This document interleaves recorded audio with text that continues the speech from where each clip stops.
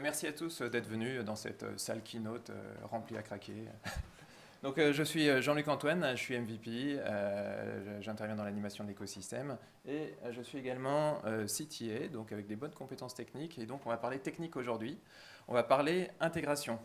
Je pense que tout le monde qui a fait un projet Salesforce a commencé par installer Salesforce, travailler sur l'ensemble des innovations portées par la plateforme, et à un moment donné, il faut intégrer la plateforme dans le système d'information. Ça devient incontournable parce qu'on a des données dans des référentiels externes, parce que Salesforce étant référentiel sur la donnée doit pousser cette donnée vers d'autres systèmes, ou tout plein d'autres raisons, et on verra comment justement on va qualifier ces mécaniques d'intégration. Alors, quand on pense intégration, on peut se dire, Salesforce justement a fait des annonces récemment, Dreamforce par exemple, la Customer 360. Alors qu'est-ce que c'est la Customer 360 ? Ça va être la capacité de lier des identités présentes dans différents systèmes. Et donc, finalement, on va avoir au sein de Salesforce, dans le menu Setup, un système de mapping qui va nous permettre de dire, voilà, dans tel système, l'identifiant, ça va être par exemple l'email, ou bien ça va être un numéro client dans un autre système, et ainsi de suite. Et comme ça, on va pouvoir finalement suivre cross-système notre client et ses données, donc dans ce qu'on appellera justement cette Customer 360.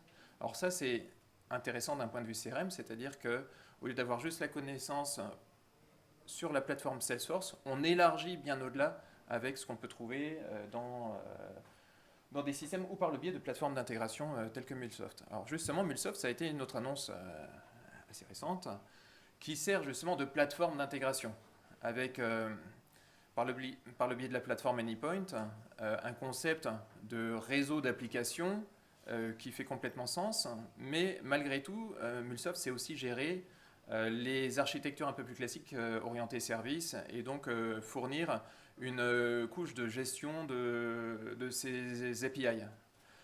Et donc ça, c'est quand on a une stratégie de connexion par API. Donc ça peut faire un sens.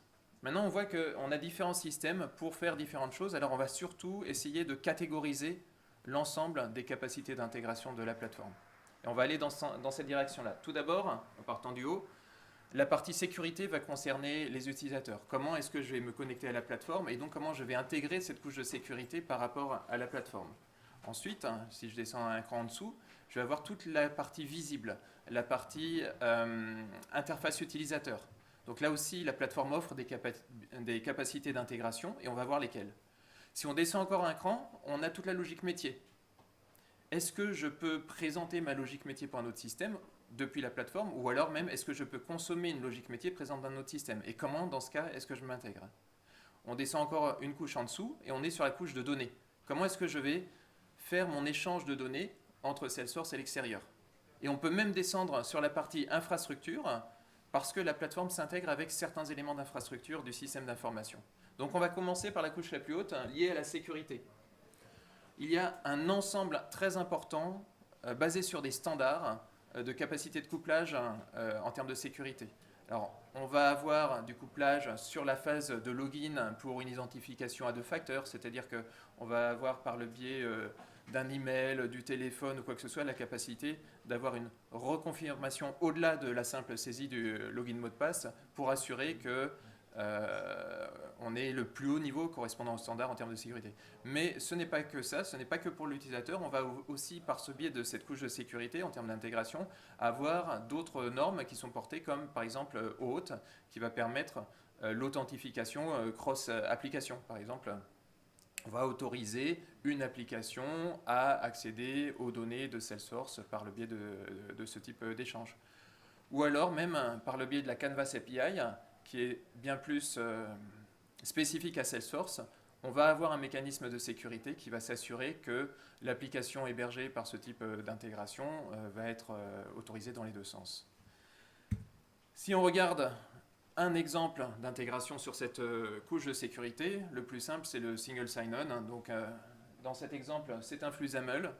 C'est complètement sur le standard XAML, Salesforce n'a rien inventé, sauf que dans ce cas de figure, sorry, I will switch in English because some people are speaking English. Yeah, basically. I just asked before starting, and nobody told the. Oh, okay. So do- we are do- fine to keep going in French. Is everyone happy with France? Everyone happy with France? Yes.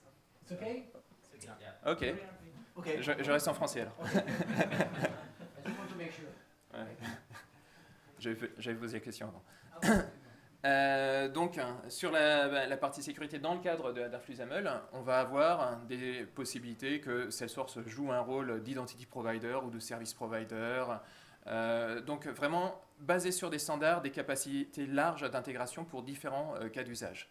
Donc, si on descend une couche en dessous sur la partie interface utilisateur, le grand principe, c'est je vais inclure une IHM dans une autre. Le principe du mashup.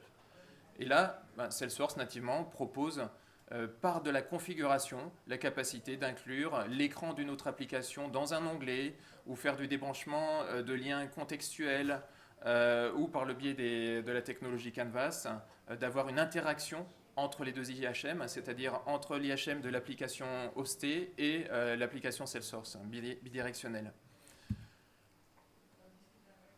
On a également un peu en dehors de Salesforce, toujours cette capacité d'intégration d'IHM, fournie en standard par les connecteurs Lightning for Outlook et Lightning for Gmail, c'est-à-dire que dans la messagerie, on va pouvoir inclure une IHM Salesforce permettant d'accéder aux données Salesforce pour des échanges, pour par exemple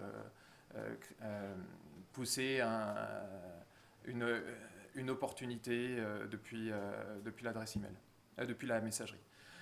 La couche logique, donc, qui se situe juste après cette couche d'IHM, c'est assez simple. On va avoir deux cas d'usage. Dans quelle mesure est-ce que la logique que je configure dans Salesforce peut être réutilisable par un système externe, ou dans quelle mesure est-ce que je peux solliciter une logique portée par un système externe pour l'inclure au sein de Salesforce. Donc on va avoir à nouveau différentes capacités, soit en tant qu'exposition d'un service qui portera la logique au sein de Salesforce et qui sera consommable par l'extérieur, ou alors à l'inverse, je vais pouvoir depuis Salesforce consommer un service par une exposition de ce système externe en SOAP, en REST, un web service un peu classique, qui pourra être consommé depuis mon contrôleur, et donc j'externalise quelque part cette logique. Donc on peut à nouveau le faire dans les deux sens. Donc si on descend encore d'un cran, on descend cette fois-ci au niveau de la couche de données, et là on va se retrouver dans l'univers des API, essentiellement. Donc à nouveau basé sur des standards, REST, SOAP, le côté streaming qui permet de porter l'événementiel, et puis des API un peu plus enrichis, tels que la bulk, qui va permettre le traitement massif de la donnée. Et sur cette couche de transfert de données, également un changement de paradigme en termes d'architecture qui est porté par Platform Events, c'est-à-dire qu'on va avoir la capacité sur le périmètre de la donnée de publier celle-ci ou de souscrire à un événement sur cette donnée, à la fois dans les deux sens. Le système externe va pouvoir souscrire à une donnée, un mouvement d'une donnée publiée sur la plateforme Salesforce, ou réciproquement, le système externe va pouvoir pousser de la donnée et un code Apex va souscrire à ces événements. Alors, quand on parle d'API, il n'y en a pas qu'une, il y en a des dizaines. Salesforce est vraiment très riche pour toute capacité finalement d'accès à la donnée, que ce soit de la donnée utilisateur, de la donnée technique, dans tous les cas de contexte, jusqu'à même de la métadonnée dans le cadre de la structure de la configuration de l'application.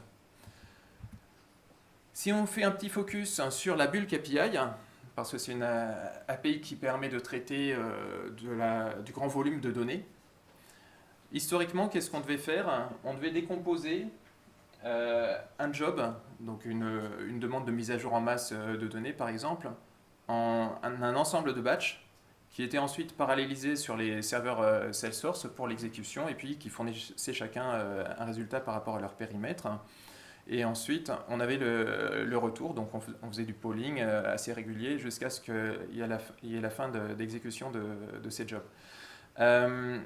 L'inconvénient de ça, c'est que sur la première version de la bulk, on devait splitter nous-mêmes, décomposer le job en différents batchs pour gérer correctement la parallélisation, ce genre de trucs. Maintenant, avec la Bulk 2.0, Salesforce fait par lui-même de manière autonome ces opérations. Donc on fournit un gros fichier, jusqu'à 150 mégas de données dans un fichier, et Salesforce se préoccupe justement de split et de l'exécution de ces opérations.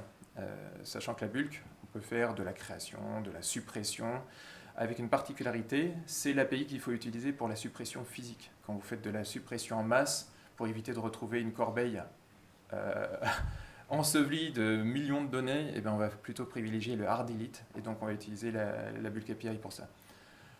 En termes de capacité également d'intégration de la donnée, on va avoir, par le biais de Salesforce Connect, ce qu'on appelle l'accès à de la donnée externe. Alors le gros avantage, c'est qu'on est sur de l'intégration qui va se transformer en configuration.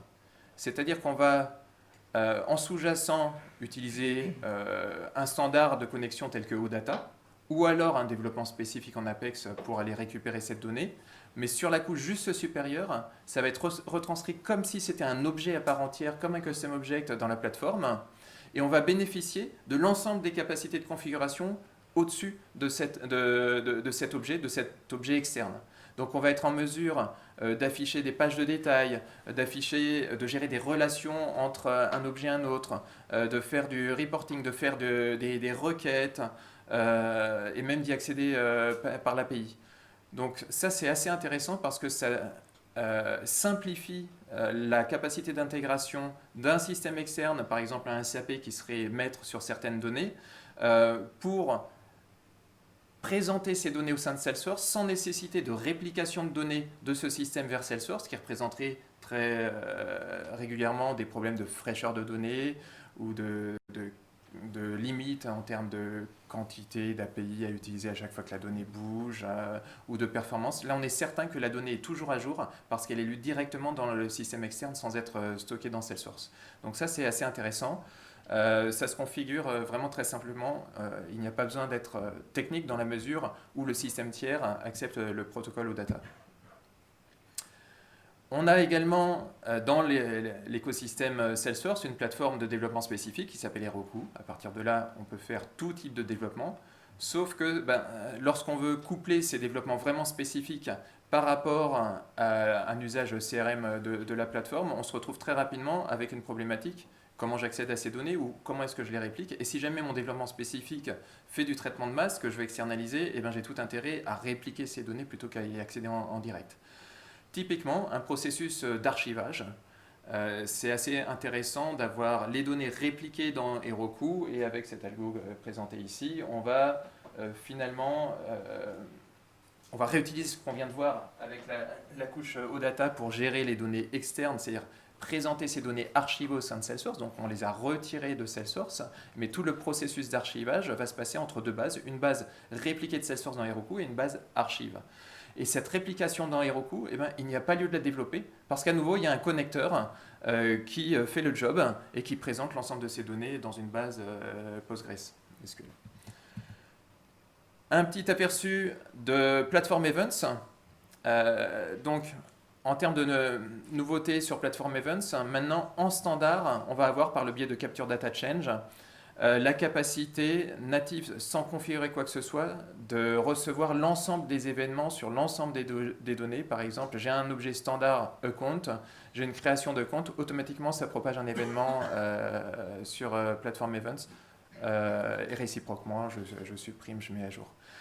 On sort vraiment de ce qu'on faisait il y a encore quelques années sur la Streaming API, où on avait des push topics qui décrivaient le périmètre de données que je voulais écouter pour être notifié du mouvement dessus, sur lesquels je n'avais même pas la capacité de recevoir les notifications de suppression. Donc là, on est vraiment sur un système beaucoup plus mature, et si jamais il y a une réflexion temps réel à synchroniser en streaming, c'est vraiment vers Platform Event qu'il faut aller. C'est nettement enrichi par rapport aux capacités initiales. Ensuite, en termes d'intégration données, on a toujours un petit sujet historique qui persiste, qui sont les outbound messages, donc des messages envoyés par les workflows. de manière asynchrone, mais qui présente une particularité, c'est-à-dire qu'il gère nativement la disponibilité du endpoint adressé. Par exemple, si jamais Salesforce envoie une information de mise à jour d'un enregistrement à un système tiers, qu'il n'est pas disponible, il n'y a pas lieu de développer des mécanismes de rattrapage au sein de Salesforce si jamais vous êtes certain que sous 24 heures, le système sera remis d'aplomb. Donc ça, c'est un mécanisme porté par la plateforme et qui simplifie énormément l'intégration de système. Si on descend encore plus bas, en termes d'intégration avec l'infrastructure, on va retrouver principalement deux sujets, les emails et le CTI. Donc en termes d'email, la plateforme est très riche, aussi bien pour les emails entrants, par le biais des emails services, que les emails sortants, qui peuvent être redirigés en relais par un serveur SMTP, celui de l'entreprise. En termes de CTI, à nouveau, on va pouvoir se coupler sur le CTI de l'entreprise, voire même sur un CTI cloud, standardisé par une couche OpenCTI qui permet de normaliser finalement les événements téléphoniques pour les intercepter et porter des règles telles qu'une fiche pop-up au sein de l'interface utilisateur. Donc, en synthèse, par rapport à toutes ces couches, si on décline opérationnellement dans un système d'information, comment est-ce que ça se présenterait? Voilà un exemple utilisant certains mécanismes d'intégration qu'on a vus, qui est assez réaliste par rapport à besoin d'une entreprise un peu classique. Mais si vous voulez vraiment avoir l'ensemble de l'univers possible, eh bien on le retrouve ici en fait. Donc c'est tout le bénéfice de la plateforme.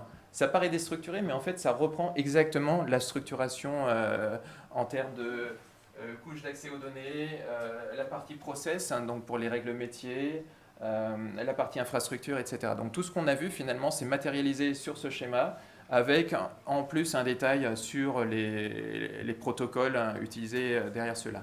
Donc, en synthèse, mais vous inquiétez pas, normalement c'est publié par French Dreamin, le support, donc je le fais vite, mais vous pourrez le télécharger.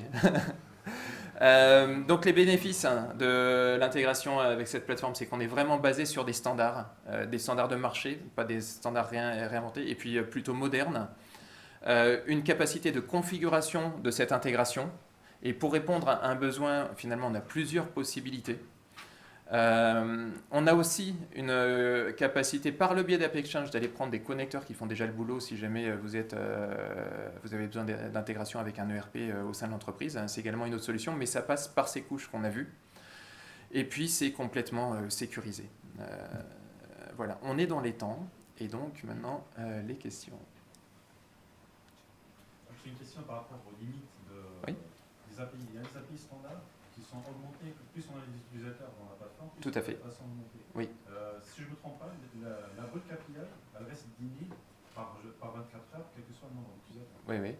Alors, pourquoi elle n'est pas augmentée parce que c'est très utile, pour l'utilité, mais pourquoi elle n'est pas augmentée alors ça, c'est une stratégie Salesforce. Ceci dit, ces limites-là, ce sont des soft limits. Typiquement, si jamais vous avez 3 utilisateurs, mais énormément de besoins d'appel API depuis l'extérieur, là on aura une surconsommation d'appel API par rapport au quota standard, et vous avez la possibilité d'acheter du complément pour remonter justement ces limites. Donc ça, c'est le type de possibilité qu'il y a. Après, ça peut aussi se régler en termes de design.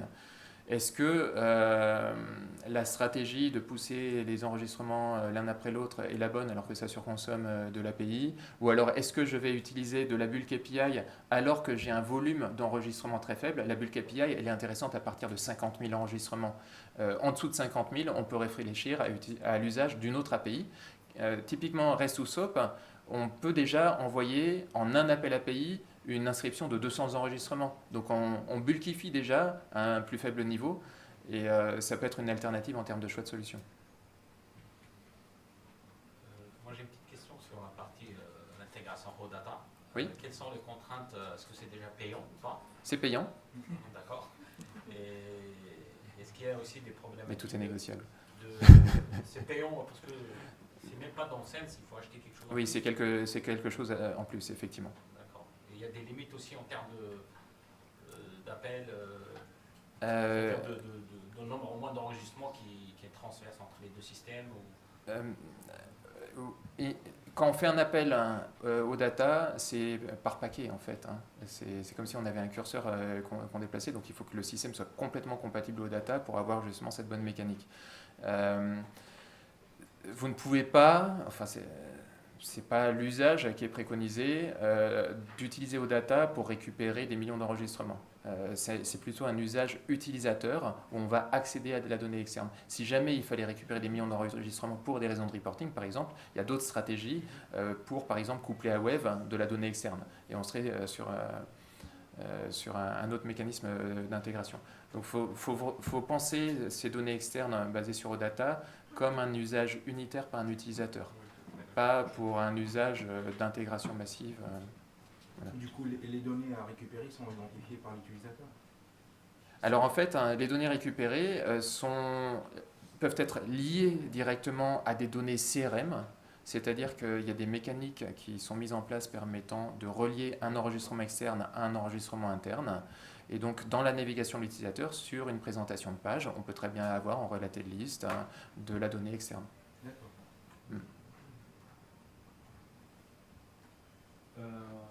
Pour la streaming API, Oui, elle est remise à disparaître? absolument pas. En fait, au niveau des API, le principe de Salesforce, c'est qu'il y a une pérennité pluriannuelle. On ne décommissionne pas des systèmes techniques comme ça avant plusieurs années, de nombreuses années. C'est juste que les nouvelles API enrichissent les capacités d'avant. Donc la Bulk API, elle est passée en Bulk API 2.0, au même titre que donc la Streaming API a évolué ensuite sur Platform Events, qui évolue sur Capture Data Change, mais ça ne remplace pas en fait tout ce qui était déjà mis à disposition au sein de la plateforme. Et même au sein d'une API, par exemple la SOAP API, Salesforce conserve en ligne, actif, des dizaines de versions de cette API. Je crois qu'aujourd'hui on supporte à partir de la version 6 ou quelque chose comme ça, alors qu'on est en version 44. Pour le Change Data Capture, c'est basé sur Platform Event. Oui. Sur Platform Event, il y avait une limite à 100 000 enregistrements, 100 000 events par jour, je pense. Alors tout ça c'est des soft limits, au même titre qu'il y a 1 million d'enregistrements donnés gratuitement, d'événements donnés gratuitement, etc. Je suis d'accord, mais comment c'est comptabilisé si la plateforme elle pose toutes les modifications de données sur... Ah, d'accord, je vois la question. C'est-à-dire que comme on a du mouvement de la donnée, sur de la donnée standard, sur tous les objets sans qu'on le demande, quelque part, quel est l'impact par rapport à ce quota-là? Eh bien, je pense que Philippe Ozil, qui était dans la salle mais qui vient de s'échapper, pourra répondre à cette question parce qu'il a les informations autour de la CDC, Capture Data Change. Dernière question, juste pour les méthodes futures. Oui. J'ai vu qu'il y a un programme d'État pour augmenter les limites, par exemple les DML, etc. Oui. Est-ce que ça va devenir, si ça marche bien, est-ce que ça va devenir la norme? Alors, il y a déjà d'autres mécanismes par rapport à ces méthodes futures qu'on peut envisager. Il y a les extensions de limite Apex lorsqu'on fait des accès uniquement read-only. Donc ça, c'est une possibilité. Il y a en fait une méthode future, c'est la synchronisation d'un process pour éviter d'attendre le déroulement de ce process et donc d'avoir un impact utilisateur. On va synchroniser ça. Donc il y a aussi également le Queuable Apex qui permet d'asynchroniser les process. Donc il y a plusieurs choix technologiques permettant déjà de travailler différemment le besoin. Les méthodes futures ont vraiment un problème si jamais on les câble sur les triggers qui ont une gestion forte et donc ils vont recevoir énormément de quantité de méthodes futures dans la journée. Là, on va taper le quota de quantité de méthodes futures en 24 heures. Et donc, ce n'est pas nécessairement la bonne approche dans ce cas de figure-là. Juste un truc aussi, je voulais souligner que sur l'utilisation des API Salesforce, en fait, l'aspect transactionnel en fait, est super important parce que dans certaines API, c'est limité à un objet et si vous devez pousser de la donnée sur, par exemple, sur... Alors là, on a la Composite API. Ouais, Exactement. Ce qui permet de faire plusieurs opérations, y compris mixer du select et de la mise à jour, et référencer des ID obtenus dans le select pour la mise à jour en cascade. le tout en une seule opération API, c'est-à-dire je fais un appel, il y a tout ça qui s'exécute, c'est structuré dans un JSON, et à la fin, c'est commité, mais que si l'ensemble des opérations portées est passé. Donc on a le transactionnel. Avant, on devait le développer en Apex pour exposer un service REST. Maintenant, on peut revenir sur du standard sans nécessité de faire du code Apex pour faire ce type de transaction composite complexe. La partie composite API, c'est quelque chose de nouveau ou ça? Non, ça c'est moyennement nouveau. Ça fait peut-être 2 ans, un an et demi, ou quelque chose comme ça. Ouais. Ça Il y a- limite en nombre de Ouais. lignes. Ça fait partie des apps spéciales, Batch API, Tree API et Composite API. Je pense que le temps est écoulé. Oui. Merci à vous. Merci.